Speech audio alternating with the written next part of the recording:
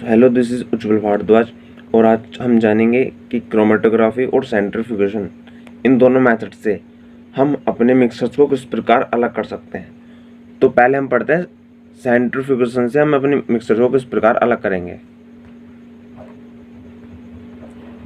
Centrifugation तो हम जान लेते हैं भाई, सेंट्रीफ्यूगेशन से हम अपने मिक्सर को किस प्रकार अलग कर सकते हैं।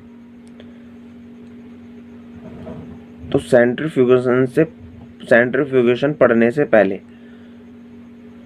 हमें ये पता होना चाहिए कि सेंट्रीफ्यूगल फोर्स क्या होती है और सेंट्रीपिटल फोर्स क्या होती है। सेंट्रीपिटल फोर्स तो होती है मतलब एक सेंटर की तरफ लगती है, और सेंट्रीफ्यूगल मतलब सेंटर से बाहर लगती है, सेंटर लगाता है बाहर। सपोज करो हम एक स्टोन लें, ये हमारा स्टोन है और इसमें हम ये थ्रेड बांधे, रस्सी बांधे, हमारे क्या है स्टोन, और हमारी रोप है, ठीक है। और यहाँ पर हम इसे पकड़ लें, ठीक है, अपने हाथों से, और इसे घुमाएं, ठीक है। तो जब हम इसे घुमाएंगे तो घुमाने से क्या होगा, ये सर्कुलर मोशन करेगी, मतलब सर्किल फॉर्म में घूमेगी, ये सर्कुलर मोशन कर रही होगी इस तरह से। ये अपने सेंटर के अबाउट स्टोन घूमेगा। तो जब हम इसे घुमाएंगे पकड़ के तो क्या होगा, ये घूम रहा होगा, तो इसके घूमने से सेंटर की तरफ एक फोर्स लगेगी, मतलब सेंटर इस स्टोन पर फोर्स लगाएगा, मतलब हम घुमा रहे हैं तो वो व्यक्ति के हाथ उस स्टोन पर सेंटर की तरफ क्या लगा रहे होंगे, एक फोर्स लगा रहे होंगे, तभी तो घूम रही होगी, मतलब उसे देखा जाए तो वो अपनी तरफ से खींच रहा है। तो इस तरह से हम घुमा रहे हैं उसे, तो क्या हो रहा है, वो ये जो घुमा रहा है, यहाँ ये वाला जो पॉइंट है इस स्टोन पर एक फोर्स लगाता है, तो उसे बोलते हैं हम सेंट्रीपिटल फोर्स, मतलब जो सेंटर की तरफ लगती है। तो इस तरफ लग रही होगी, ये इस तरफ लग रही होगी, मतलब सेंटर की तरफ फोर्स लग रही होगी, ये स्टोन से सेंटर की तरफ।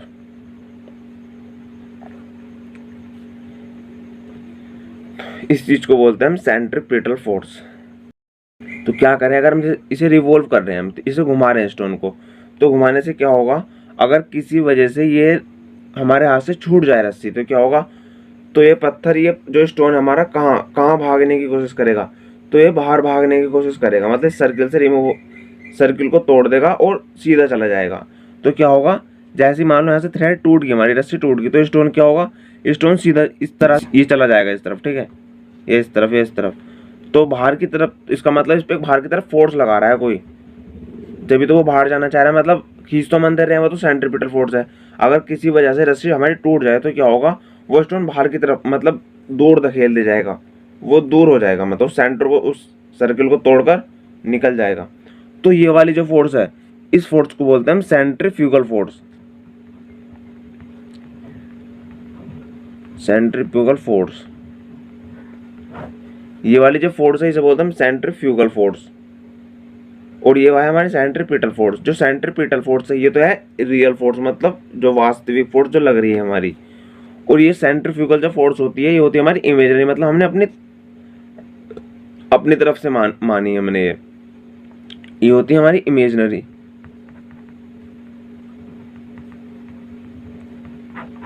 ये फोर्स हम अपनी तरफ से मानते हैं, लेकिन जो सेंट्रीपिटल फोर्स जो सेंटर की तरफ लग रही है वो तो रियल है, वो लग ही रही है वाकई में। मतलब तो यहाँ पर क्या हो सकती है फोर्स, ये रस्सी लगा रही है, ये पॉइंट अपनी तरफ से खींच रहे हैं, हम खींच रहे हैं, तो वो तो रियल फोर्स है, वो तो लग ही रही है।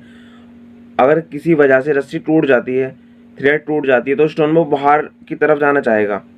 तो हमने माना कि यार बाहर की तरफ वो जा रहा है तो उस पर कोई ना कोई फोर्स लग रही होगी, तो हम अपनी तरफ से मान रहे हैं कि कोई फोर्स लग रही होगी, तो उसे हमने नाम दे दिया सेंट्रीफ्यूगल फोर्स। और जो हमारा मोशन हो रहा है, मतलब सर्किल में कोई चीज घूम रही है, उसे हम बोलते हैं सर्कुलर मोशन।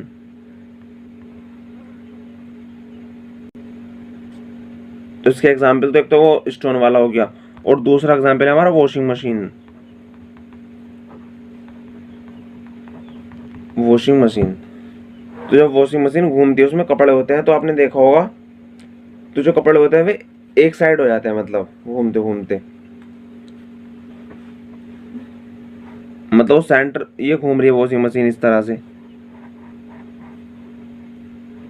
तो जो हमारे क्लोथ्स होते हैं वो इस तरह रिवॉल्व करते हैं सेंटर से थोड़ा दूर होकर, मतलब सेंटर इमेजिनरी फोर्स उसके क्लोथ पर बाहर की तरफ लग रही है, जिसकी वजह से क्या होगा, वो क्लोथ कॉर्नर पर रिवॉल्व करेंगे, मतलब कॉर्नर पर घूमेंगे, सेंटर इस यहाँ पर नहीं होंगे भी क्लोथ। भाई उन पर सेंट्रीपिटल फोर्स तो लग रही है, मतलब सेंट्रीफ्यूगल फोर्स जो वॉशिंग मशीन है उन पर सेंट्रीफ्यूगल फोर्स लगा रही है, मतलब बाहर की तरफ, जो हम इमेजिनरी मान रहे हैं कि उन पर कोई बाहर की तरफ एक फोर्स लग रही है, जिसे हमने बोल दिया भाई सेंट्रीफ्यूगल फोर्स। तो सेंट्रीफ्यूगल फोर्स से ही ये हमारा सेंट्रीफ्यूगेशन बना है। इसी को समझेंगे हम भाई, सेंट्रीफ्यूगेशन से हम किस प्रकार अलग करते हैं। और जो हमारी फोर्स होती है ये डिपेंड करती है किस चीज पर, मास पर,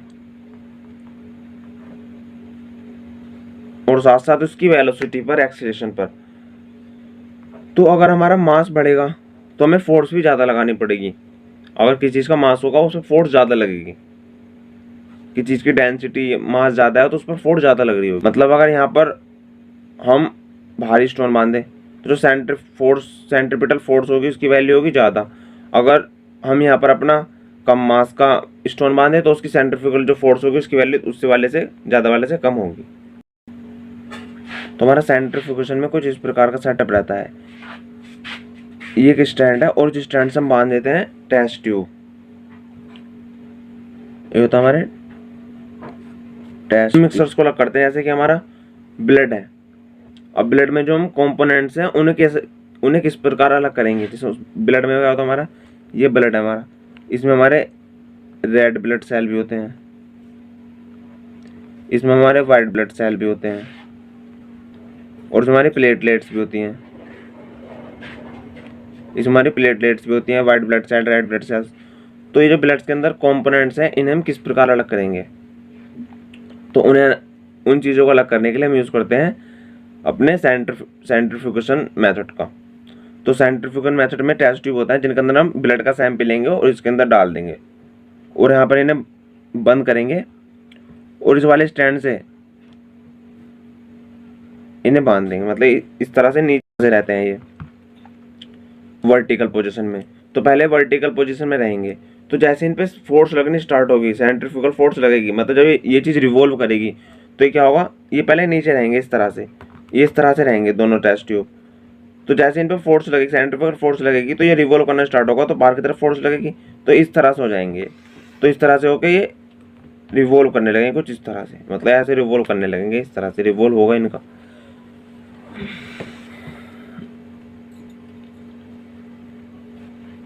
तो सेंट्रीफ्यूगेशन मेथड का जब हम यूज़ करते हैं, जो हमारा मिक्सर होता है उनकी जो उनके अंदर जो कंपोनेंट है उनकी जो फिजिकल प्रॉपर्टी में डिफरेंस होता है वो होना चाहिए भाई अपना डेंसिटी का डिफरेंस। डेंसिटी कह लो तो मास कह लो, ठीक है, ये उसका पार्टिकल जो उनका साइज क्या है, मतलब मेनली हमारा डेंसिटी का डिफरेंस होता है। और मास डेंसिटी तो मास पर डिपेंड करती है, तो मतलब डेंस और हमारी जो फोर्स है वो भी मास पर डिपेंड कर रही है। तो क्या होगा, हम इसके अंदर जो ब्लड सैंपल भर के रख देंगे, ये हमारा ब्लड सैंपल है, ठीक है। तो जब चीज़ रिवॉल्व करेगी, ये रिवॉल्व करेंगे, तो जो हमारा ब्लड सैंपल होगा जिसका मास ज़्यादा होगा भाई वो तो आ जाएगा इस तरफ। मतलब जो हमारी फोर्स थी, मैंने आपको बताया था फोर्स किस पर डिपेंड कर रही है, वो मास पर डिपेंड कर रही है ना। मतलब जिसका मास ज़्यादा होगा, जिसकी डेंसिटी ज़्यादा होगी, उस चीज़ पर फोर्स ज़्यादा लगेगी। तो जो भारी चीज़ होगी जो जिसकी डेंसिटी ज़्यादा होगी वो तो हमारी एंड वाले कॉर्नर पर आ जाएगी, फिर उससे कम डेंसिटी वाली चीज़, फिर उससे भी कम डेंसिटी वाली चीज़, फिर उससे भी कम डेंसिटी वाली चीज़। मतलब सबसे ज़्यादा डेंसिटी जिसकी होगी वो सबसे कॉर्नर पर रहेगी, उससे कम डेंसिटी जिसकी होगी वो इस तरफ रहेगी, उससे कम डेंसिटी वाली चीज़ यहाँ रहेगी। मतलब जैसे जैसे हमारी डेंसिटी कम होती जाएगी वैसे वैसे वो चीज़ थोड़ी यहाँ पर आगे होती है। टेस्ट ट्यूब में क्या होता है, ये टेस्ट ट्यूब है, ठीक है। तो जब ये रोटेट करता है तो क्या होता है, जो ज़्यादा वाली चीज़ है वो तो आगे नीचे, मतलब यहाँ पर, फिर उससे कम वाली चीज़ यहाँ पर, फिर उससे कम वाली चीज़ यहाँ पर। तो ब्लड के अंदर जो कंपोनेंट्स हैं हमने अलग कर लिए। यहाँ पर आगे हमारे रेड ब्लड सेल, फिर आगे हमारे वाइट ब्लड सेल, ठीक है। तो जो हमारे रेड ब्लड सेल होते हैं उनकी डेंसिटी जो होती है, उनका मास होता है रेड ब्लड सेल का, जो उनकी डेंसिटी है, तो वो वाइट ब्लड सेल से थोड़ी ज़्यादा है। तो क्या होगा, वो एक एंड कॉर्नर पर आ जाएंगे। जो वाइट ब्लड सेल है वो एक तरफ हो जाएंगे। तो इसके अंदर जितने ब्लड्स के अंदर कंपोनेंट होंगे, इसके अंदर haemoglobin, white blood cell, red blood cell, platelets, तो वो अपने अपने मास के हिसाब से वो सेपरेट हो जाएंगे। तो हमने उन ब्लड्स के कंपोनेंट्स को सेंट्रीफ्यूगेशन मेथड से सेपरेट कर लिया।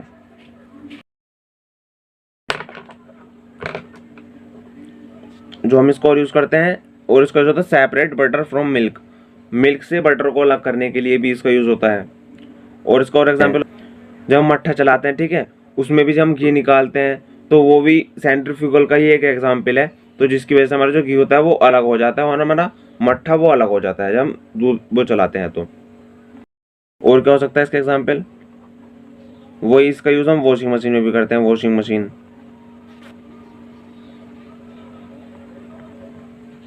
वॉशिंग मशीन भी एक इसका एग्जांपल है। तो जब वॉशिंग मशीन में रिवॉल्व कर रहे हैं, वे क्लॉथ रोटेट कर रहे हैं, ठीक है, जो वॉशिंग मशीन रोटेट करती है तो क्लॉथ क्या होते हैं उसके कॉर्नर पर रिवॉल्व करते हैं, तो वही सेंट्रीफ्यूगेशन टेक्निक्स का यूज हो रहा है वहाँ पर। तो भाई हम पढ़ने जा रहे हैं अब क्रोमेटोग्राफी की मदद से हम अपने जो मिक्सर हैं उनको किस प्रकार अलग करेंगे। तो क्रोमा मतलब कलर, क्रोमा मतलब होता है कलर, कलर की स्टडी। तो यहाँ पर हम क्रोमेटोग्राफी जो यूज होती है वो यूज होती है to separating colour, different colour को सेपरेट करने के लिए हम क्रोमेटोग्राफी का यूज करते हैं। तो भी मतलब कलर को अलग कैसे करेंगे, हमारे पास कलर का मिक्सर है, रेड ब्लू येलो सब एक साथ मिक्स है, तो हम इन्हें किस प्रकार अलग करेंगे। तो जो हमारे पास कलर होते हैं उनकी जो सोल्युबिलिटी होती है, मतलब उनकी जो घुलने की क्षमता है वो सबकी अलग अलग है। तो इसी फिजिकल प्रॉपर्टी का यूज करके हम डिफरेंट कलर को हम अपने अलग कर लेंगे। तो यहाँ पर जो हमारे फिजिकल प्रॉपर्टी में डिफरेंस होगा तो वो होगा सोल्युबिलिटी का, सोल्युबिलिटी का डिफरेंट होगा तभी हम अपने कलर को अलग कर पाएंगे। तो यहाँ पर एग्जांपल ले लेते हैं हम अपना डाई। तो डाई क्या होता है, dye is a mixture of 2 और मोर कलर। डाई में क्या होता है, जो डाई होती है हमारा 2 या 2 से ज़्यादा कलर्स का मिक्सचर रहती है। जो हमारी डाई हमें ब्लैक दिख रही है वो ब्लैक है नहीं, उसके अंदर अलग अलग कलर्स हैं, उसके अंदर रेड हो सकता है, ब्लू हो सकता है, ऑरेंज हो सकता है, येलो हो सकता है, अलग अलग कलर डाई के अंदर डिफरेंट कलर हैं। उनको सेपरेट करने के लिए हम क्रोमेटोग्राफी का यूज करते हैं। तो हम इसमें क्या करते हैं, एक फिल्टर पेपर है हमारे पास और हमारे पास वाटर है जो हमारे पास बीकर में भरा हुआ है। तो हमने फिल्टर पेपर की एक स्ट्रिप काट ली रेक्टेंगुलर शेप की। तो यहाँ पर हम एक लाइन ड्रॉ करते हैं और इस लाइन ड्रॉ, जब हमने लाइन ड्रॉ कर दी तो ये हमारी जो डाई है, हमने डाई का एक सैंपल निकाला, थोड़ा सा सैंपल लिया, हमने डाई का सैंपल लिया और यहाँ पर एक स्पॉट बना दिया, यहाँ पर हमने डाई लगा दी हमने।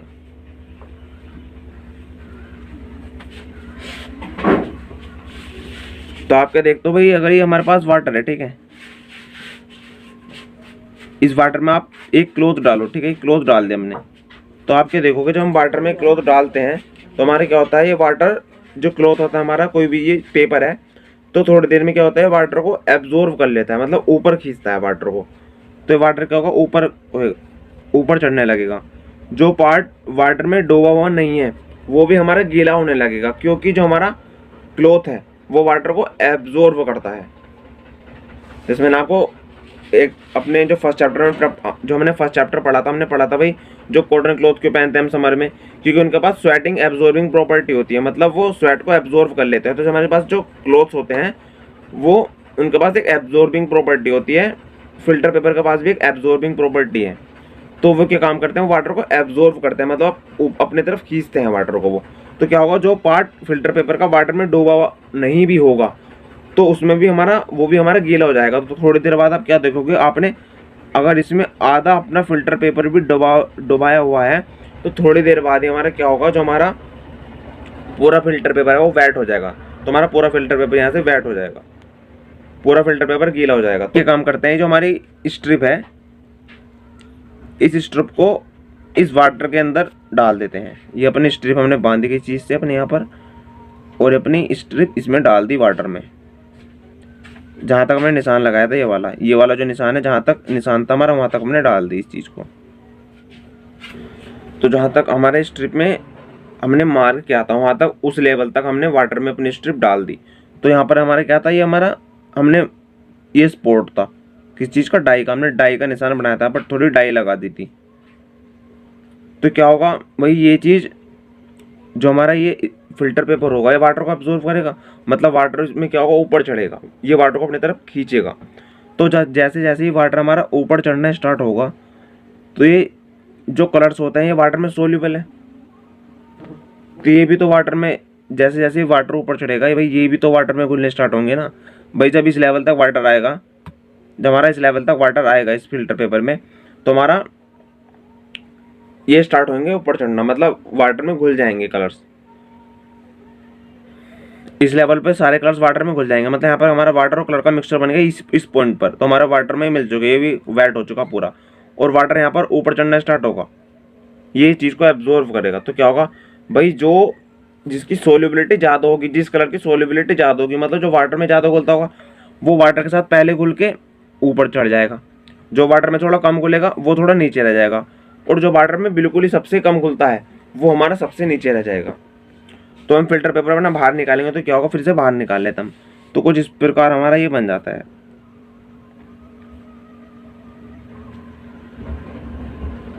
यहाँ पर हमारा मार्क था, ठीक है। तो जब मार्क हमने स्पॉट बनाया था तो क्या होगा, वाटर के साथ साथ ये कलर्स ऊपर चढ़ने लगेंगे, तो हमारा जो सबसे ज़्यादा सोल्यूबल कलर होगा वो इस जगह आ जाएगा। जो वाटर में सबसे ज़्यादा सोल्यूबल होगा भाई, जो सबसे ज़्यादा सोल्यूबल होगा सबसे पहले वही तो घुलेगा, तो जो सबसे पहले घुलेगा वाटर के साथ वही तो सबसे पहले ऊपर चढ़ेगा, तो वही तो। अब तो यहाँ पर मिक्सर बन चुका ना हमारा वाटर और कलर का इस पॉइंट पर, तो हमारा जो वाटर कलर का मिक्सर है, जो भाई वाटर चढ़ना ऊपर चढ़ना स्टार्ट होगा, जिस कलर की सोल्यूबिलिटी सबसे ज़्यादा होगी वही कलर हमारा सबसे ऊपर आ जाएगा। तो यहाँ पर हमारा सबसे ज़्यादा सोल्यूबिलिटी वाला कलर ऊपर आ गया, उससे नीचे जो कम सोल्यूबिलिटी वाला कलर है यहाँ पर ये, और फिर नीचे और कम सोल्यूबिलिटी वाला कलर। मतलब इस तरीके से हमने जो अपने कलर्स हैं उनको अलग अलग कर लिया। तो हमारे पास यहाँ पर ये कलर्स आ गया, मान लो सपोज करो हमारा रेड कलर आ गया, सपोज करो हमारा ये रेड कलर हो गया, ये अपना ऑरेंज कलर हो गया, ये अपना ब्लू हो गया। इस ऑर्डर में रहेंगे नहीं, हमने एग्जाम्पल जो मैंने डाई थी वो ब्लैक कलर की थी, उसके अंदर हमारे जो कलर थे उनका मिक्सचर था, तो हमने ये जो यहाँ पर स्पॉट बनाया, फिर अपना फिल्टर पेपर इस वाटर में डाल दिया, तो जो सब ये फिर यहाँ पर मिक्सर बन गया हमारा। जो सबसे ज़्यादा सोल्यूबल होगा, जो जब सबसे ज़्यादा सोल्यूबल होगा वाटर में कलर, वो वाटर के साथ ऊपर वाली लेयर पर आ जाएगा, मतलब यहाँ लेयर बना लेगा अपनी, उससे नीचे आएगा जिसकी सोल्यूबिलिटी कम है, फिर उससे कम सोल्यूबिलिटी वाला, और सबसे नीचे वो रहेगा जिसकी सोल्यूबिलिटी बहुत ही कम है वाटर में, वो सबसे कम सोल्यूबिलिटी वाला कलर जो है हमारा सबसे नीचे रहेगा, और सबसे ज़्यादा सोल्यूबिलिटी वाला कलर हमारा सबसे ऊपर रहेगा। तो आज के लेक्चर में इतना ही, मिलते हैं अगले लेक्चर में। Thank you for watching us.